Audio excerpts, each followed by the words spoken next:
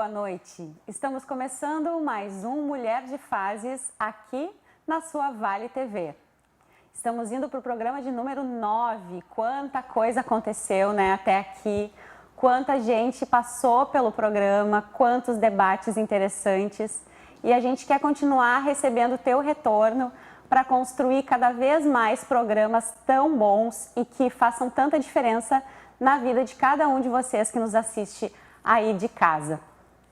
E se você perdeu algum dos episódios até agora, acessa o YouTube da Vale TV Play e olha lá na playlist do Mulher de Fases. Tem todos os programas lá, não dá para perder e você vai ficar por dentro de tudo que rolou até aqui. Bom, hoje a gente escolheu um tema bem importante para falar, que é terapias alternativas na busca pelo equilíbrio emocional. Acho que é muito importante e urgente a gente falar sobre equilíbrio emocional nesses tempos em que a gente está vivendo, né, de pandemia. Nós somos testados todos os dias, né, e emocionalmente nos abalamos com muitos acontecimentos que vieram nos atormentando aí durante esses últimos quase 2 anos. E segundo um relatório da ONU bem recente, o Brasil está acumulando aí mais de 10% de pessoas com algum tipo de transtorno de ansiedade e depressão. Então, é um tema bem importante e a gente precisa olhar para isso, porque a saúde emocional, ela nos dá qualidade de vida e nos ajuda a ter uma vida aí melhor e mais positiva, né? Então, eu trouxe para a pauta algumas terapias que têm ganho muitos adeptos no Brasil e no mundo. Hoje a gente vai falar sobre Reiki, vai falar sobre barra de Axis, sobre constelação familiar e sobre a prática de yoga como terapias aí alternativas, mas que agora já estão entrando até como terapias, não só terapias complementares, mas como parte aí em substituição a tratamentos convencionais, né? Quero apresentar para vocês as nossas convidadas de hoje, que são pessoas bem especiais, e eu tenho certeza que elas vão enriquecer esse debate ainda mais e vocês vão aproveitar bastante essa conversa de hoje. Bom, vou começar pela Andressa de Oliveira Keller. Ela nasceu em Santa Maria, é formada em jornalismo pela Universidade de Santa Maria, tem pós em recursos humanos e marketing e junto com o mestrado começou os seus estudos na área energética em 2003, totalizando 6 cursos de Reiki, 2 cursos de barra de Axis e 1 ano inteiro estudando o sistema florais. É uma aprendiz apaixonada pelas terapias energéticas e também por novos desafios, né?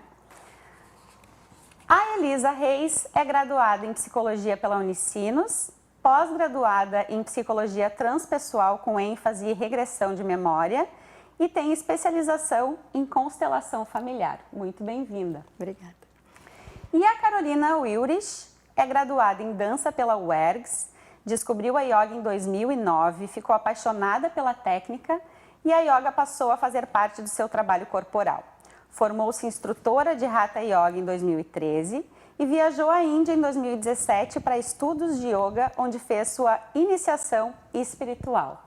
Meninas, muito bem-vindas, é um prazer enorme ter vocês aqui essa noite com a gente para falar, né, de um assunto tão legal. Assim, eu acho que o tema terapias alternativas é bem bacana no sentido de que muitas pessoas não têm o conhecimento, né, dos tipos de terapias disponíveis hoje, né, além das terapias convencionais, para a gente trabalhar com as questões emocionais, né, e ter mais qualidade de vida e conquistar aí mais autonomia emocional, digamos assim, né, para enfrentar a nossa vida. Eu quero começar falando contigo, Andressa. O que é o Reiki? Na verdade, o Reiki é uma das primeiras dessas técnicas alternativas que se tomou à frente e viralizou hoje em dia, né? Graças a Deus, quando eu fiz o primeiro curso lá em 2013, ninguém sabia o que era, né? E hoje a gente já sabe que o Reiki é a energia universal, é o que se chama, né? Uhum. E é canalizar essa energia que está no universo, que está nas nossas mãos aí, à disposição de todo mundo, né? para equilibrar os nossos 7 corpos que a gente fala, os 7 chakras, esses 7 vórtices de energia que a gente tem e que conforme a gente vai vivendo, eles vão, não é entupindo, mas parando de rodar perfeitamente, né? E com os nossos chakras desalinhados, a gente começa a ter vários problemas, né? Ansiedade, depressão, irritabilidade, insônia, né? Então, o Reiki equilibra esses nossos chakras e vai muito além disso, né? A gente buscar esse equilíbrio emocional é prática, né? O Reiki é uma dessas alternativas. A gente estava falando até antes de começar o programa que hoje existem muitas, né?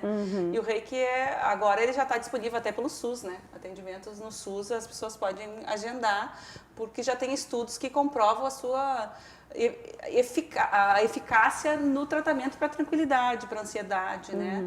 E essa questão do SUS entrar com esse tipo de terapia, né, dentro do seu trabalho convencional de atendimento, acho que vai muito na direção das terapias integrativas, né, da medicina integrativa. Está se abrindo. Que aí trabalha muito com equilíbrio entre corpo, mente e espírito, né?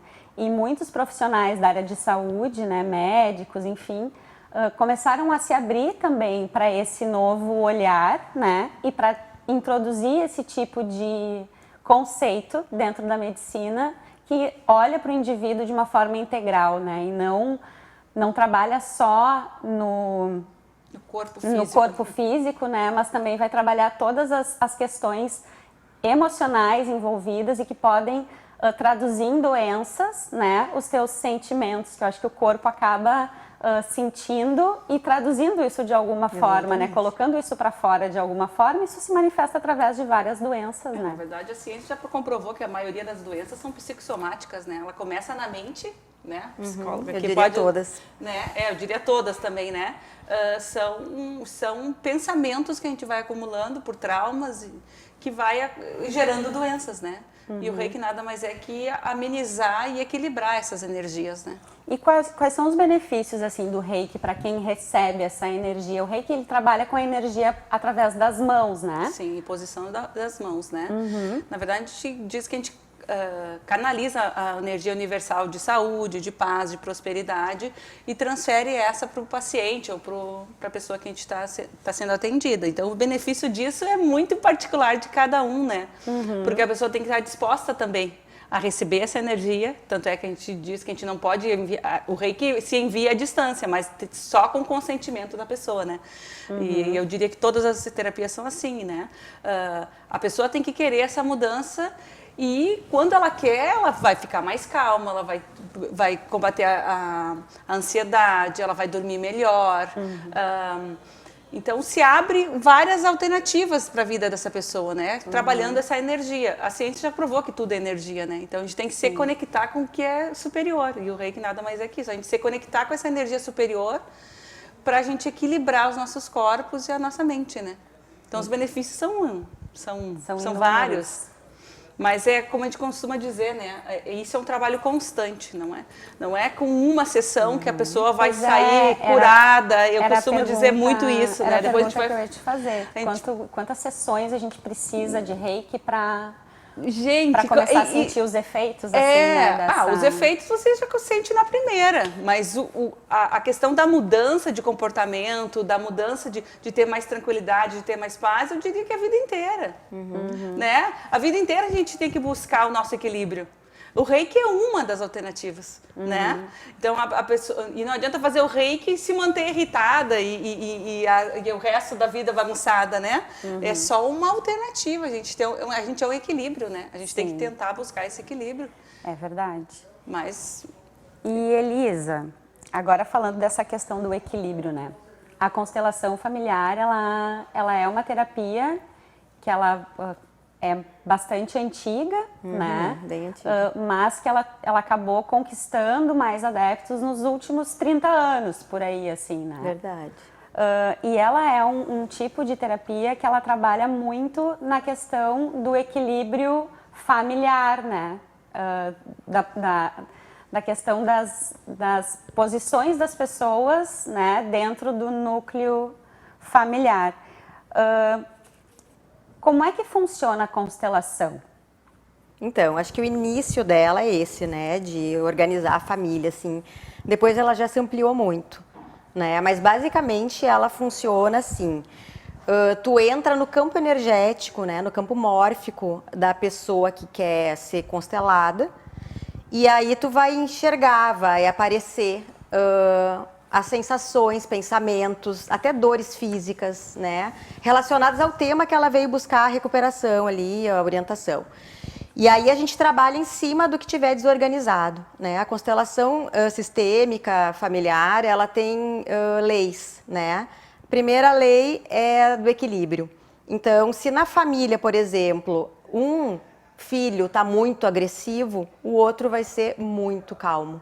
Se um está muito ativo, o outro vai ser muito devagar. Se o marido está muito irritado, a mãe vai ser muito submissa, né? Então, a tendência é sempre as questões entrarem em equilíbrio, as pessoas entrarem em equilíbrio, né? Então, quando alguém está com algo muito ativo, mesmo que seja uma coisa boa, está com muita inteligência, é brilhante, o outro vai ser aquele que não estuda, Mediano. não tem vontade, não se interessa, né?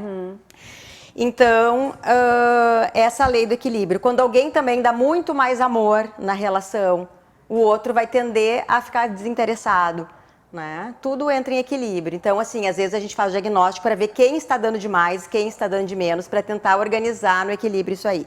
Essa é uma das leis. A outra é a do pertencimento. Essa é bem fundamental. Todo ser humano, ele precisa se sentir parte de algo. Nem que isso custe valores dele. Então, às vezes, a pessoa se machuca, né? Abre mão de determinados status para pertencer a uma família, a um núcleo. Né? Então, a gente tem que ver aonde que ela começou a fazer isso, em que idade, em que momento, porque é inconsciente, né? Então, às vezes, eu tenho uma doença na família, eu fico doente também para pertencer. Ou alguém importante da família tem escassez, eu não deixo a prosperidade chegar na minha vida para pertencer. Né? Na minha família, as mulheres isso, nunca né? foram amadas. Eu também não deixo o amor chegar na minha vida para pertencer a essa família. Inconscientemente. Inconscientemente, sempre. E a outra questão é do... Esqueci. A terceira lei não é a questão da posição das pessoas, tipo... A hierarquia, a perfeito. hierarquia, Isso. né? A outra questão, então, é da hierarquia, aonde quando um familiar assume o lugar de outro, tipo, um filho assume o lugar do pai, uma filha assume o lugar da mãe, o irmão mais novo assume uma posição de irmão mais velho, gera também uma bagunça no sistema, e aquele que perde o lugar fica sem poder de ação, de decisão, e às vezes ele vai para a vida depois desorientado, não tendo força, não conseguindo se colocar, porque lá na família ele está no lugar errado. Então, às vezes, eu já sou a mãe na minha família, e a minha mãe é submissa, e aí eu não consigo organizar uma outra família. Os namorados vêm e aquele namoro não vira casamento e não gera filhos, porque eu já sou a mãe de uma família. Como é que eu vou ter outra? Sim. Sistemicamente, energeticamente, eu já estou nesse lugar. Então, são esses diagnósticos que a gente faz, e a partir do que a gente identifica, a gente reorganiza, né? Então, muitos dos sintomas de um adulto, né, até de uma criança, vem da desorganização anterior, que às vezes está no avô, até no tataravô, né? E às vezes está até mais antigo. E às vezes não é só a família consanguínea ali, às vezes vem da minha raça, né? Vem da minha cultura. Então, às vezes, algo que a cultura sofreu, eu, por nascer nessa região que tem essa cultura, sofro disso também. Ou por ter a raça, né, que teve determinado padrão de conduta lá e sofrimento, eu, por ter essa raça, ainda recebo, né, mensagens, memórias que atuam em mim. E eu represento aquilo na minha vida atual, sendo ou leal, ou sendo amoroso, ou querendo pertencer a essa família. Né? E aí a gente acaba tendo uma vida infeliz, ou bloqueios na saúde, ou na prosperidade, ou no amor, né? Nessas confusões inconscientes aí que se geram, né? E é dentro da terapia, né, quando a pessoa te procura para fazer constelação, ela chega já sabendo o que ela está buscando, ou isso é algo que vai sendo descoberto ao longo do trabalho? Então, tem pessoas que são só terapeutas de constelação, né? Eu, como psicóloga, coloco a constelação como uma ferramenta da terapia, né? Então, aqueles encontros semanais, quinzenais, a gente vai fazendo um movimento de autoconhecimento e quando a gente se dá conta que tem algo que a pessoa já entendeu, já sabe, mas não consegue mudar, não consegue transformar, aquilo vence ela, aquilo é mais forte do que ela, a gente entra com a técnica da constelação, porque a gente entendeu que é um movimento inconsciente. Né?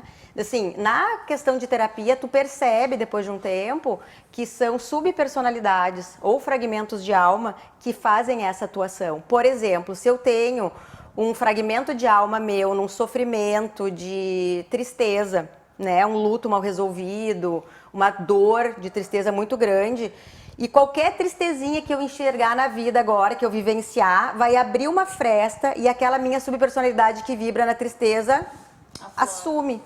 E aí eu vou ter uma reação muito maior, muito dramática, com muita perda de energia. Daí a gente está se dando conta que não faz sentido com a vida da pessoa, com a perda real que ela teve. Aí a gente vai buscar quem é esse personagem, né? Que pode ser, então, uma época da vida dela, aos 20 anos, aos 3 anos de idade, na barriga da mãe. Pode ser num avô, num tataravô, pode ser em alguém da raça, então, né? Da cultura.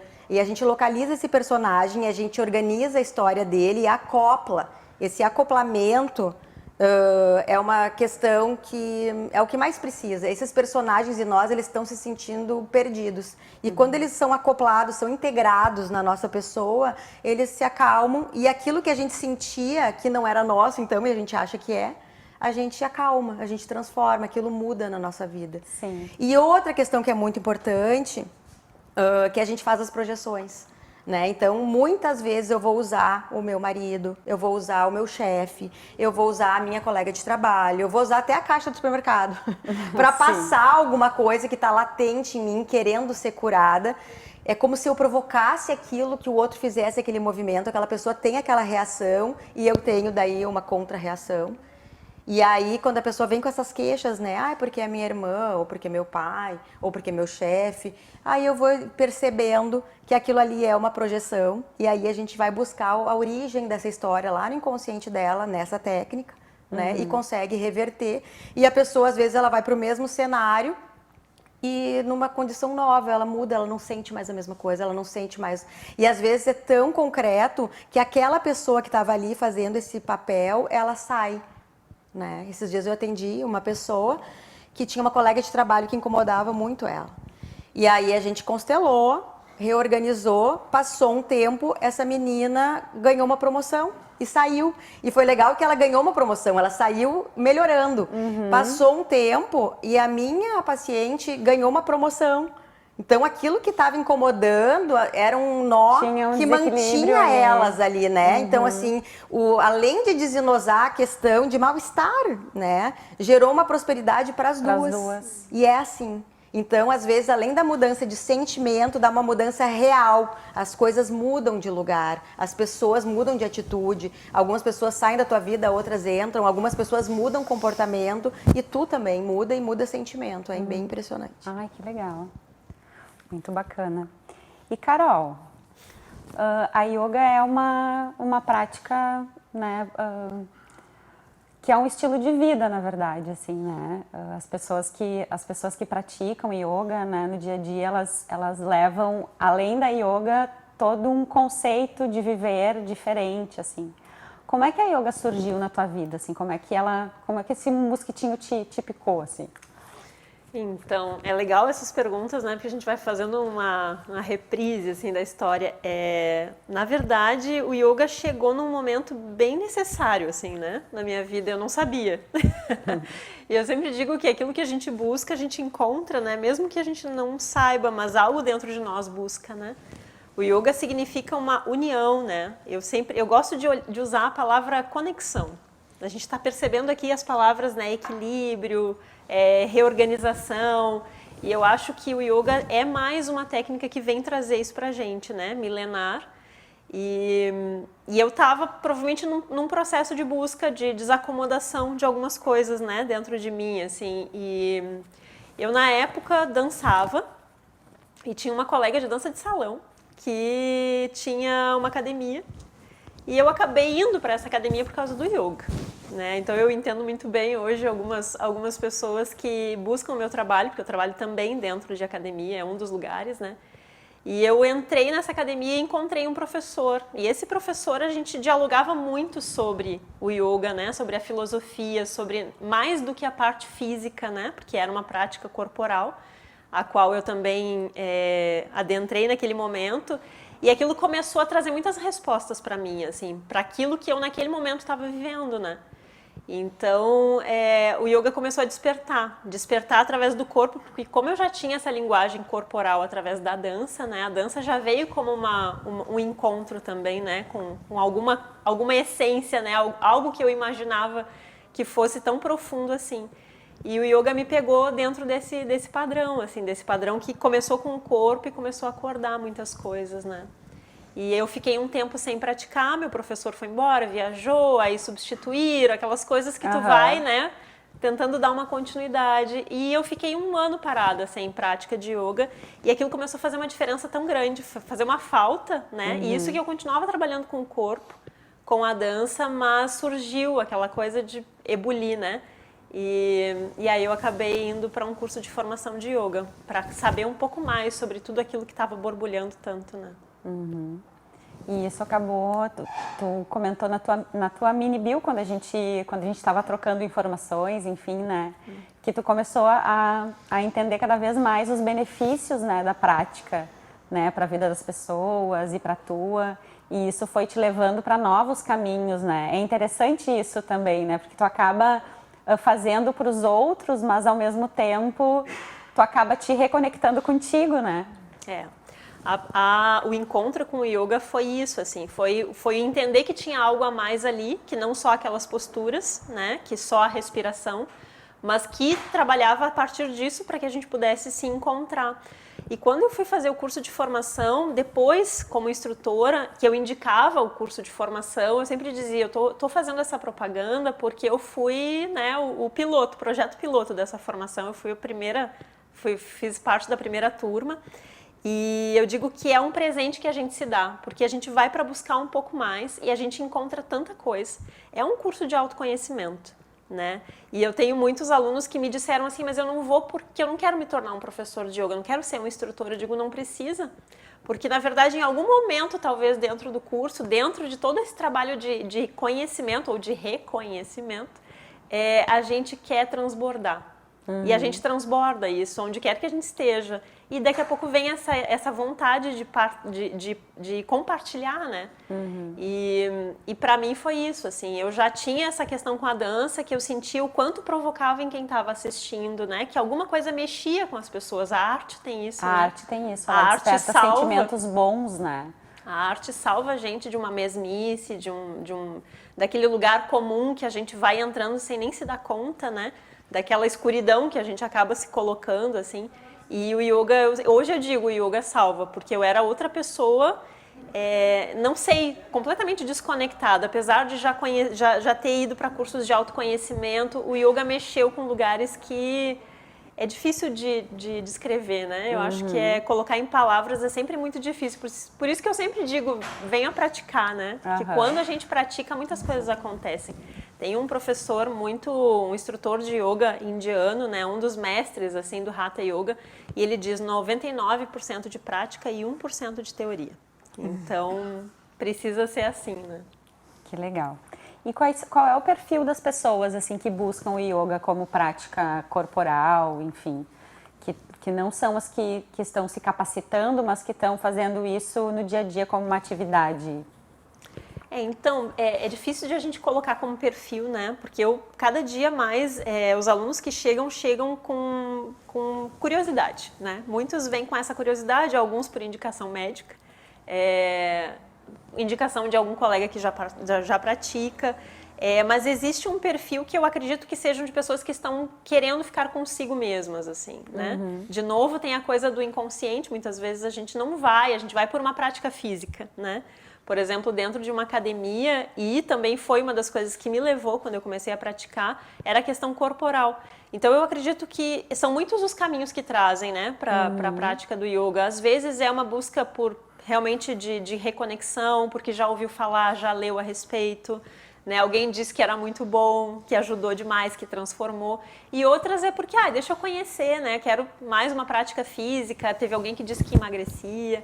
Mas, no geral, as pessoas que permanecem, daí eu digo que esse é o perfil, né? As pessoas que vêm para uma prática, para uma aula, 2 aulas, e elas permanecem. Tem alguma coisa de um encontro consigo, de um querer olhar para si, né? De um querer estar consigo mesma, né? E sentir que isso é necessário. Bem importante. A gente vai se encaminhar para o intervalo comercial agora.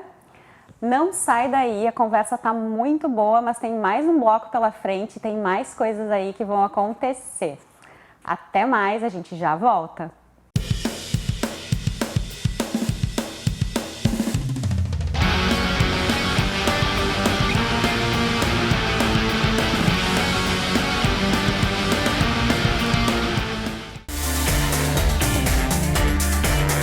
Garfão, restaurante, pizzaria e sushi. No almoço, maior buffet do Vale. À noite, combo com rodízio de pizzas, buffet de sushi, comidas quentes e refri liberado.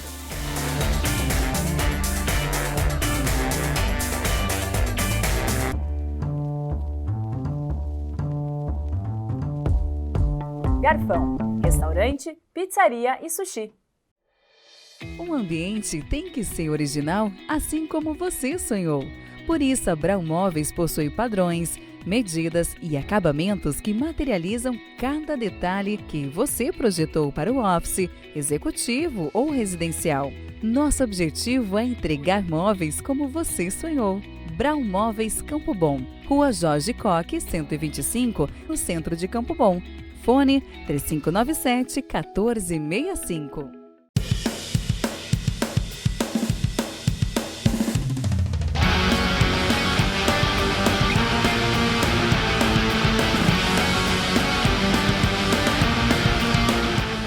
Estamos de volta com Mulher de Fases. Hoje a gente está conversando sobre as terapias alternativas na busca pelo equilíbrio emocional.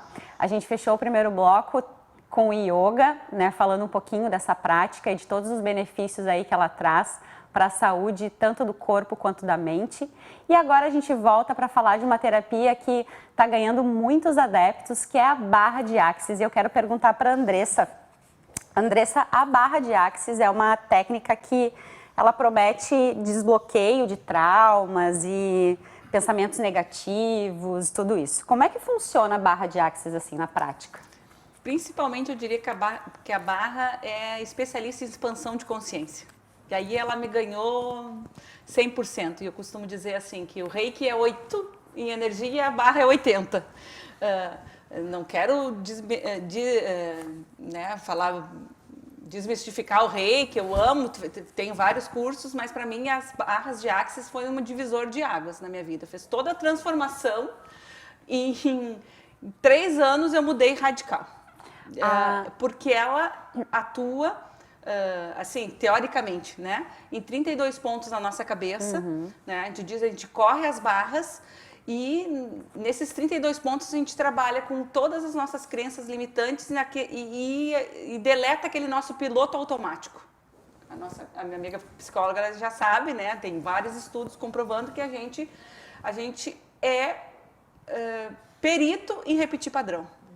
Tanto familiar quanto da nossa vida. A gente, provavelmente, todo mundo está nos escutando, vai para o trabalho no mesmo trajeto, vai no mesmo mercado, vai na mesma loja, vai no mesmo cabeleireiro. A gente se habitua com a rotina e com repetição de padrão.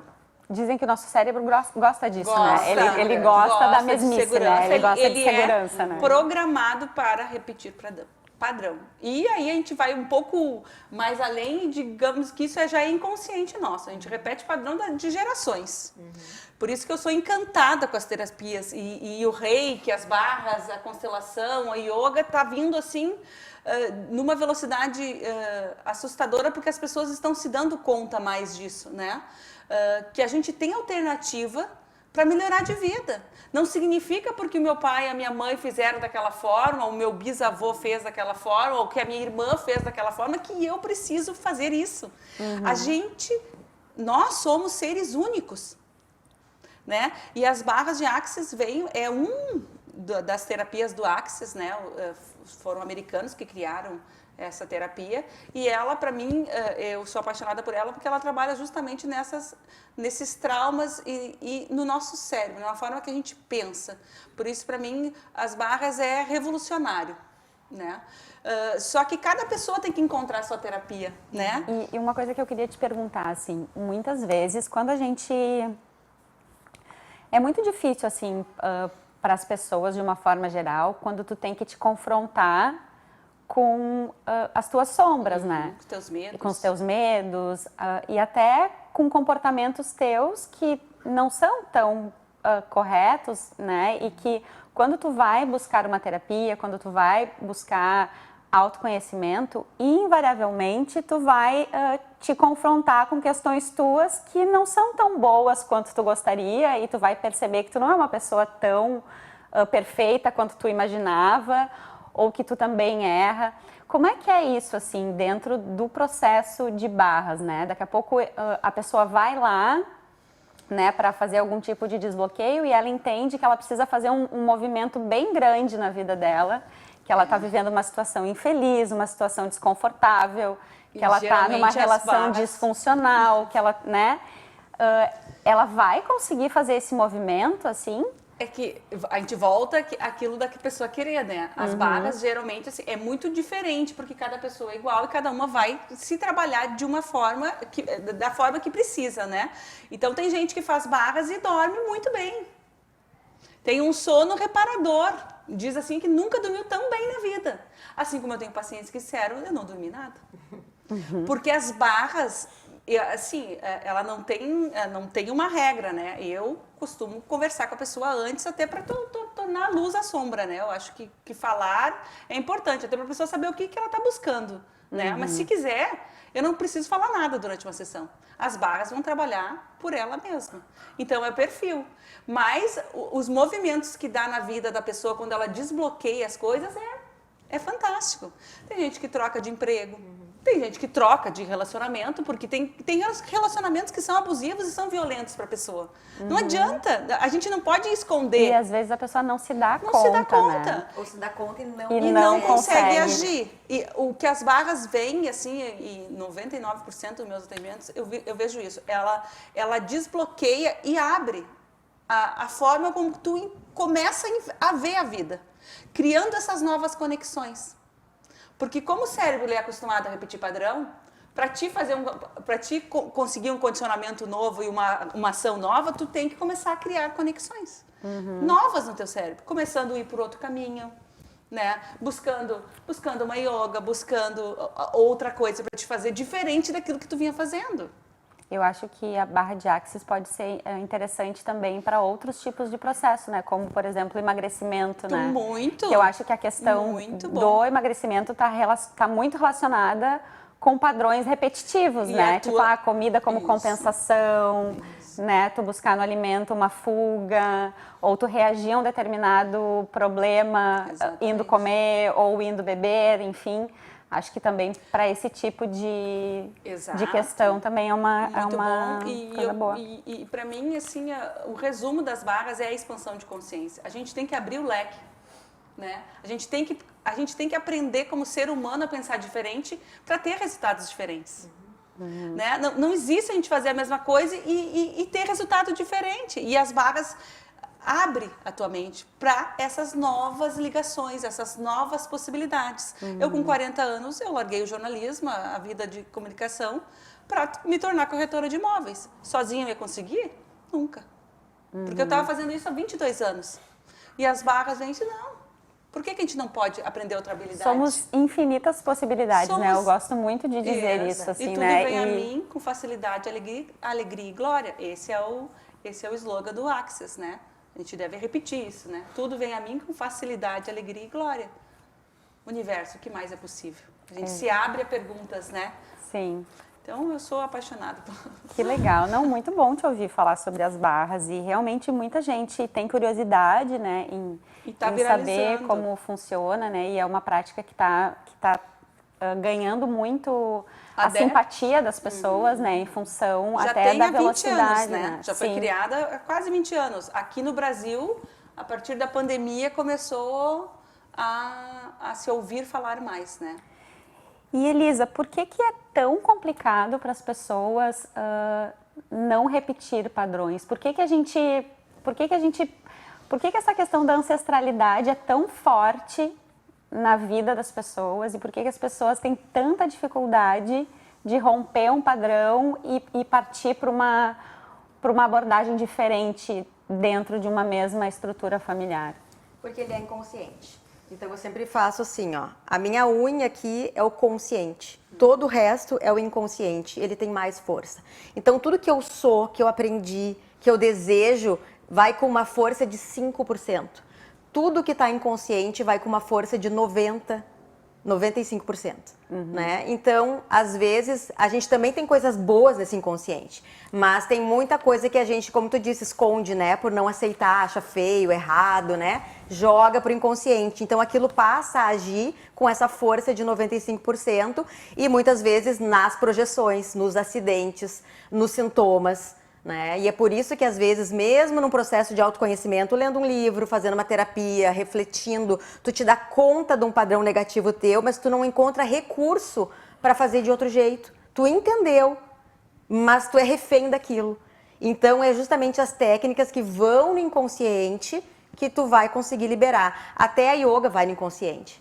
Porque a manifestação daquela postura faz um movimento também energético que libera conteúdos. Então, assim, tu vai ter novas vontades, novos movimentos, né? Abarras, várias técnicas que buscam a regressão de memória também, ela vai lá no inconsciente, então algumas tornam mais claro, tu entende a origem da historinha, o que aconteceu, e às vezes é só uma mudança de dar uma vontade nova. Às vezes tu faz uma prática e tu começa a ter desejos, vontades, força para fazer diferente, né? Então esse é o movimento inconsciente, por isso que ele é tão difícil.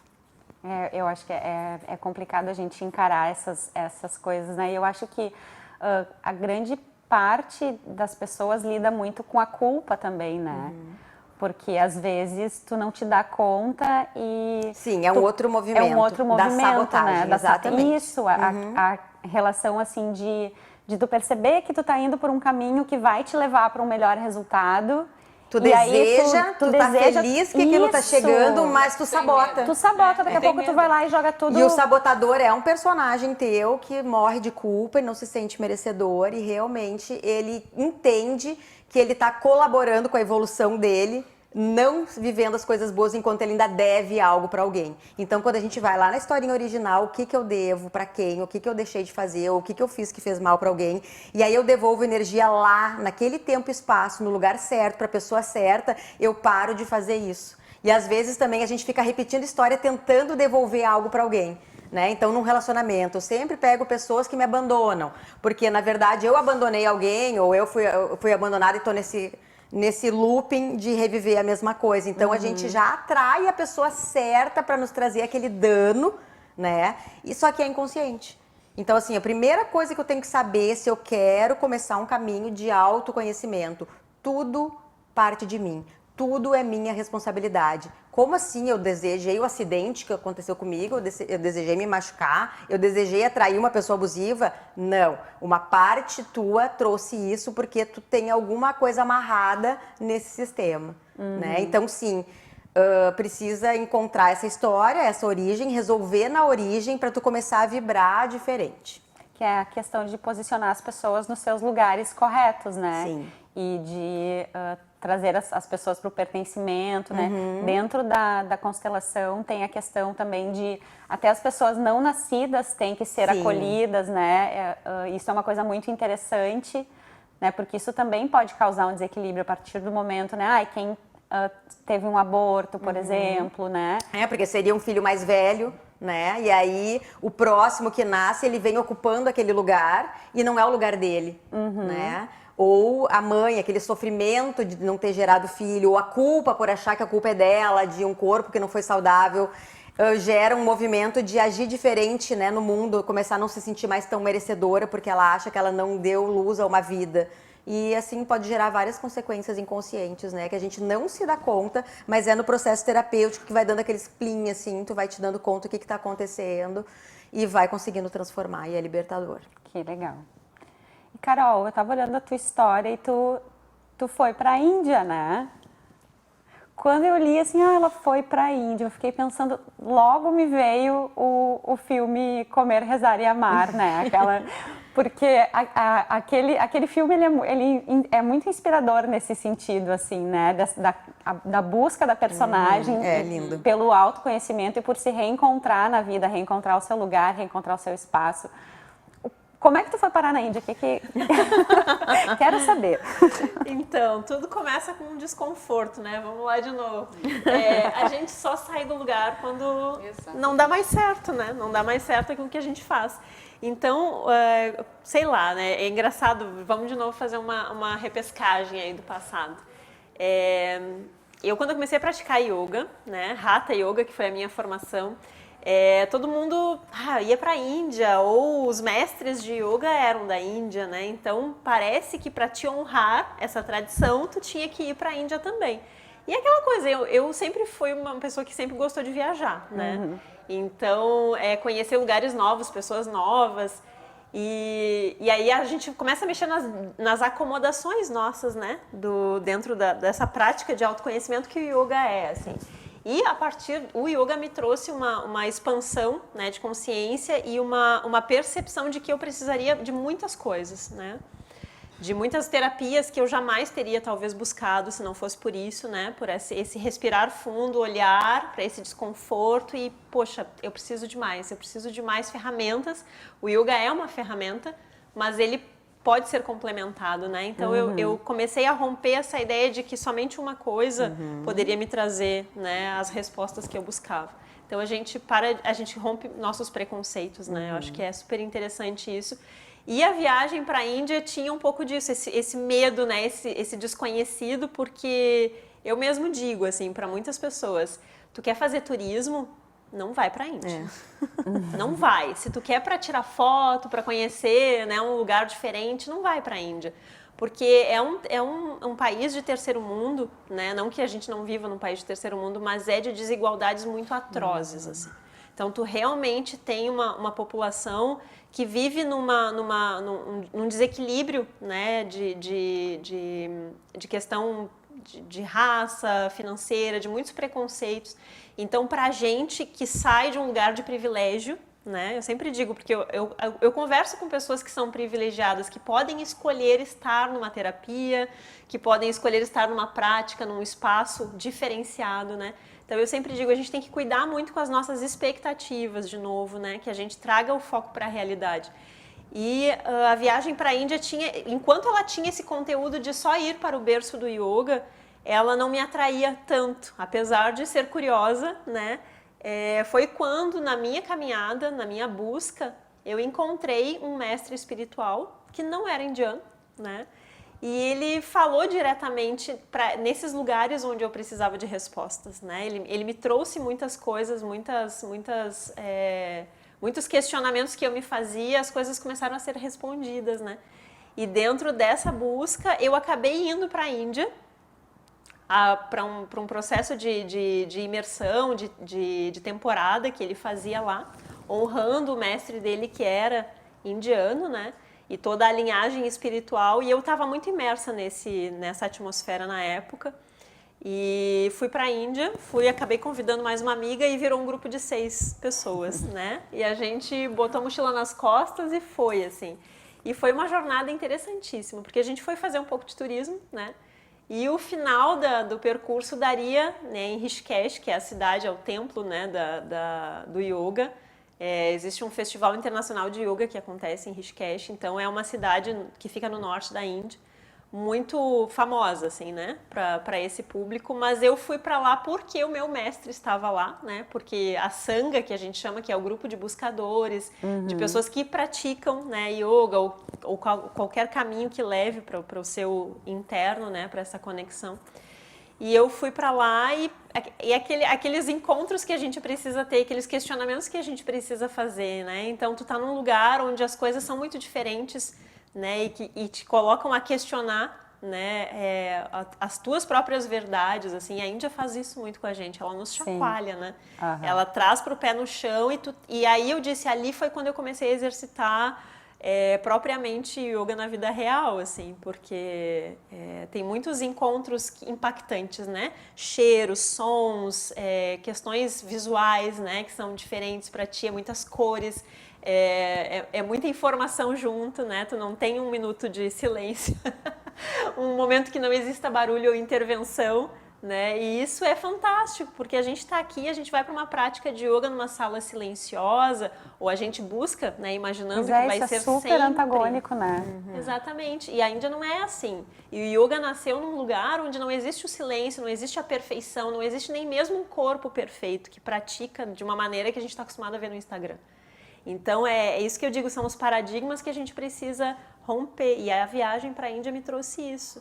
Fora todo um suporte espiritual que para mim foi importantíssimo, porque foi onde eu fiz a minha iniciação, dentro de um ashram, dentro de uma linhagem espiritual, onde a prática do yoga não é a prática física, não é o hatha. Aí foi quando eu comecei a dar uma nova virada na chave, assim, né? De enquanto professora de asana, que a gente chama, que são as posturas físicas, o que mais o yoga, que é uma filosofia, né?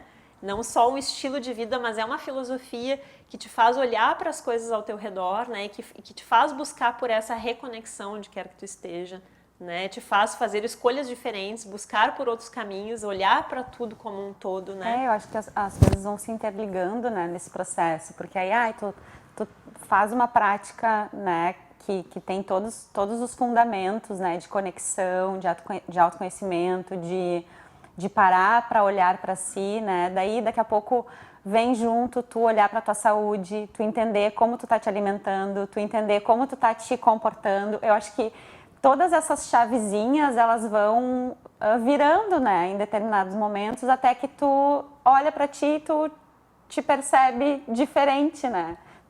Mais transformado, digamos assim. Completamente. É muito difícil que a gente vá para uma busca através do yoga, através de qualquer outra terapia que nos coloque num lugar de expansão de consciência, que tu continue a mesma pessoa. Eu digo que eu tenho muito medo de quem passam-se 10 anos e as pessoas continuam do mesmo jeito, fazendo as mesmas coisas, ou com o mesmo corte de cabelo, ou usando a mesma roupa, da mesma cor. Eu acho que o mundo é transformação. A gente está aqui, né, enquanto ser humano, para se transformar, para se questionar, né, para mudar. Então, é importante que a gente aprenda a estar consigo mesmo, né? A silenciar enquanto tudo ao redor faz barulho, né? Enquanto tudo ao teu redor demanda e te cobra, que a gente possa parar e observar realmente o que é necessário, o que em primeiro lugar é necessário, né? E não tem como a gente não olhar para os nossos hábitos, para as nossas escolhas e não buscar por alguma outra resposta, né? Por alguma outra forma de fazê-las. Eu acho que a nossa evolução enquanto seres humanos, ela precisa ser constante, né? A gente não pode parar, né, de olhar para si, porque na verdade a gente está o tempo todo em transformação, né? As nossas relações vão se transformando, as pessoas com as quais a gente convive vão se transformando, vão evoluindo, vão crescendo, vão saindo de casa, né? No caso de quem tem filhos, enfim, é pai e mãe. Então, no meio disso tudo, a gente precisa sempre estar se reolhando, né? Se redescobrindo. É o objetivo da vida, né? É o impulso da alma, evoluir. E eu acho que o ser humano tem duas palavras que tem tudo a ver e o ser humano nega e foge, né? Que é a mudança e o ciclo da vida. Verdade. Né? Essa pandemia aflorou isso nas pessoas e me assustava muito. Parece que a gente tem um medo da morte, e até a minha pós, inclusive, o meu tema de pós foi o marketing positivo da morte. Porque eu tinha 22 anos, logo que eu me formei, eu já fiz a pós. E isso sempre me inquietou, sabe? Por que nós temos, e aqui no Ocidente, né? O Ocidente, a gente tem essa mente fechada e esses paradigmas religiosos que parece que não se pode falar. A morte é um dogma. E é a única certeza que nós temos. E o ser humano parece que tem medo muito da morte, muito da mudança e muito dos ciclos. E é tudo cíclico. Tudo é cíclico. Os nossos cabelos, nossas unhas, nossa pele, tudo vai mudando. Os nossos órgãos internos. Quando eu descobri isso, que a cada 6 meses muda tudo. As nossas células se regeneram. E nós, seres humanos, temos esse... Nós, seres humanos, não. Nós, ocidentes, né? Dessa parte do... É um pavor. Lá na Índia é festa. Na Índia eles comemoram, né? O luto e a morte, né? Então a gente está caminhando para essa evolução, caminhando para essa mudança. E eu fico muito feliz porque quando eu comecei em 2003, meu primeiro curso de Reiki era como se diz, era macumba encostar nas pessoas. Desculpa a palavra, mas era, sabe? Não podia. Então, e hoje o Reiki, graças a Deus, é universal, né? As nossas terapias, e é tudo, o que cada uma está falando se interliga, né? Porque tudo é o mesmo objetivo. Expansão de consciência, mudança interna, aprendizado, evolução. E que bonito que nós estamos aqui todas juntas, né?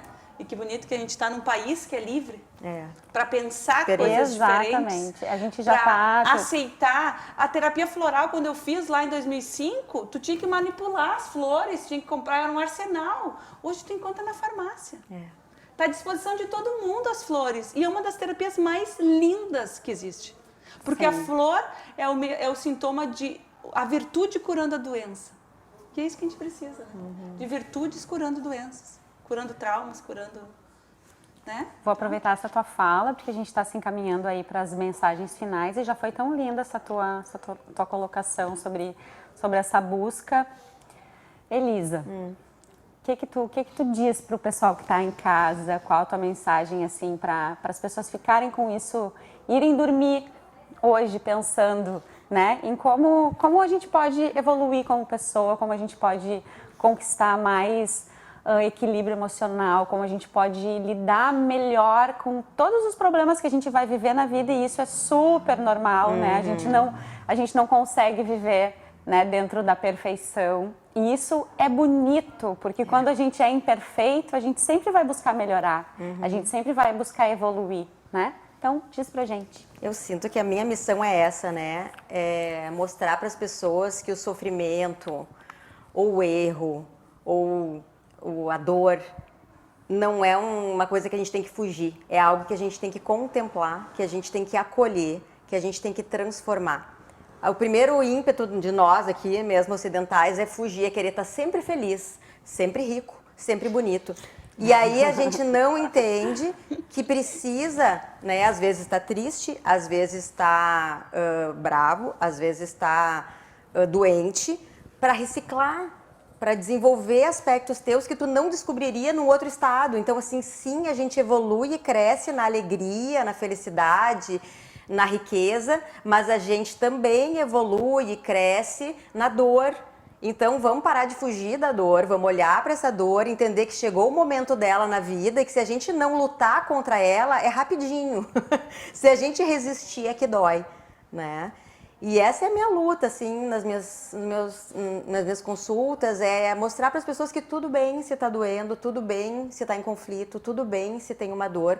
Eu posso acolher ela, transformar ela, confiar que é possível transformar qualquer dor, seja física, seja de estado de espírito, seja de uma crença, eu posso transformar tudo. E aí eu posso ficar calma, que tudo tem solução, então eu não preciso fugir da dor, eu posso olhar para ela, acolher, sabendo que daqui a pouco ela não vai mais estar ali, e quando ela partir, eu cresci, eu evoluí, eu me transformei, eu descobri aspectos meus que antes eu não conhecia, e isso é maravilhoso. Muito legal.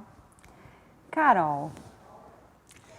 Então, acho que fazendo um fechamento, assim, um aproveitamento, né, de todas essas coisas, a prática física do yoga, que tem muito uma... Eu gosto de explicar sempre para as pessoas que a prática do Hatha, que é com a qual eu trabalho, né, a abordagem que eu trabalho, ela é uma meditação através do movimento, né? Então, é preciso que tu permaneça num determinado lugar, numa determinada posição corporal, e que tu observe tudo que vai surgindo a partir dessa permanência, desse estar no aqui e no agora, né? Do respirar fundo, de estar consigo. E eu acho que essa é um dos recados melhores que a gente tem, né? enquanto ser humano, é aprender a estar no lugar onde a gente está, sem resistência, né? Ficar um pouco ali. O que a gente tem feito muito nos últimos tempos, de novo, eu não sei se é do ocidental, porque o Oriente está se permeando cada vez mais, né? A globalização conseguiu levar tantas coisas positivas e também negativas para todos os lados. Então, a tristeza, a dor, o sofrimento, ele é em âmbito global, né? A gente está... Cada vez que a gente sofre, que a gente não quer permanecer num lugar de dor ou de sofrimento ou de desconforto, mais a gente incorpora aquilo. Porque, de novo, tu tá criando uma resistência. Então, eu tenho alunos que dizem assim, eu odeio a postura X. E aí eu pergunto por quê? É porque eu me sinto desconfortável. Eu disse, beleza, então talvez seja a postura que tu mais precise, né? Não é porque a gente é sadomasoquista, né? Não é porque a gente gosta de ficar ali, de sofrer. É porque a gente se propõe a olhar, a perceber as nossas resistências primeiro mentais, né? Aquela ideia de que precisa estar tudo sempre muito bem, perfeito, eu preciso estar alegre, forte, feliz, bem vestido, cheiroso. E não é assim, né? Essa não é a realidade do ser humano. A gente precisa, de novo, do equilíbrio, uma das leis da constelação, da questão sistêmica. Então, a gente precisa curtir, né, a sombra e a luz, a gente precisa andar nesses dois lugares. E é um momento de maturação, se fala muito dentro da filosofia do yoga. Muitos mestres dizem que existe um momento do casulo. A borboleta, ela não nasce linda, maravilhosa assim, ela precisa de uma incubação, né? A psicologia fala também sobre a incubação, o quanto é importante que a gente aceite, acolha, respire naquele lugar, fique ali um pouco consigo mesmo para descobrir. E a saída espremidinha, né, do casulo. E sozinha, porque não sei se alguém já experimentou ajudar uma borboleta, eu fiz isso, eu passei por esse aprendizado. Não dá, gente, é uma coisa, nós estamos como facilitadores, né? Todo terapeuta, todo instrutor, facilitador, ele está aqui para mostrar uma ferramenta, para dizer como que tu faz para conseguir chegar nas tuas próprias respostas, né? Eu ouvi hoje isso, assim, o mais importante são as perguntas, que a gente possa fazer a pergunta, que a gente possa propor, e aí essas respostas vêm à medida que a gente se propõe a estar, né, no aqui e no agora. Que legal. Então, o meu convite é para que a gente possa experimentar isso. E eu queria falar só um pouquinho. Já está acabando o tempo. Já acabou, na verdade. Vocês foram Falamos além. demais. Não, mas pode terminar, não tem problema. A minha mensagem final é reconecte-se com a sua fé. Sabe? O ser humano está precisando dessa conexão com esse divino. E eu não vou falar só em Deus. Se conecte com o seu eu superior, com aquilo que tu acredita. A humanidade precisa de fé e dessa esperança que a gente pode escolher um caminho melhor. E a gente vai fazer esse caminho. Mas começando, de um passo de cada vez. Um passinho de cada vez. Exatamente. Estamos terminando, então, o nosso programa de hoje. Foi muito lindo. Eu não sei você aí de casa, mas eu adorei. Aprendi muito hoje. Coisa boa, numa segunda-feira à noite, a gente começar a semana olhando tão profundamente para dentro de nós mesmos, né? Pensando tão profundamente em tudo que a gente pode evoluir como pessoa, em tudo que a gente pode conquistar enquanto seres que somos, né? E estamos vivendo aqui por algum motivo, ninguém veio para o mundo por acaso, eu sempre acredito muito nisso. Então eu me despeço de vocês, dizendo para vocês assim, ó, olhem para si, tentem buscar o equilíbrio nas pequenas coisas, mas principalmente vivendo o aqui e o agora e dando a real importância para tudo que acontece na vida de vocês todos os dias.